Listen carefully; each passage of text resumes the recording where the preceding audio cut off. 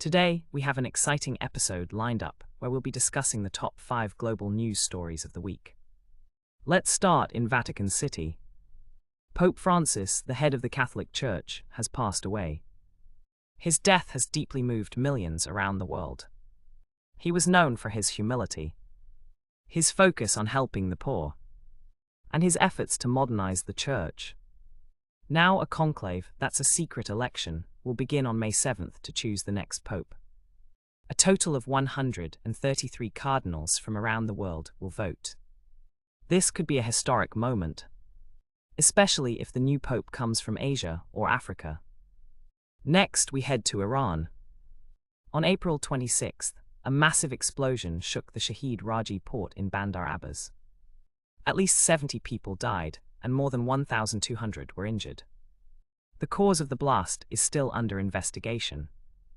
But there are reports that dangerous chemicals, possibly used for missile fuel, were involved.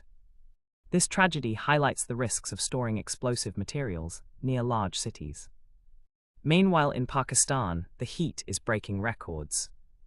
Temperatures in the southern part of the country came close to 50 degrees Celsius.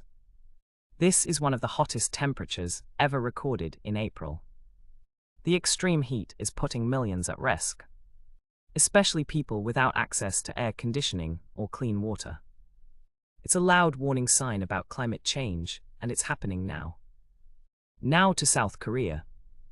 The country is facing political chaos. After President Yoon Suk-yeol was impeached, both the acting president and his expected successor resigned. That's right, Prime Minister and Deputy Prime Minister both stepped down. Now the Education Minister, Lee Joo-ho, is serving as the interim president.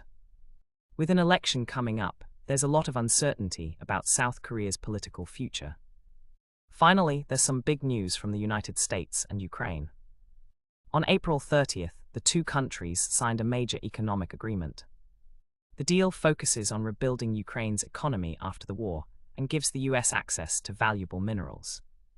It's a strategic partnership and a strong political signal that America is still backing Ukraine in its fight for recovery. So what does all this tell us? The world is in motion, full of change, conflict, and cooperation. From religion and politics to climate and international deals. These stories shape our future. Stay curious, stay informed, and I'll see you next week with more news from around the world.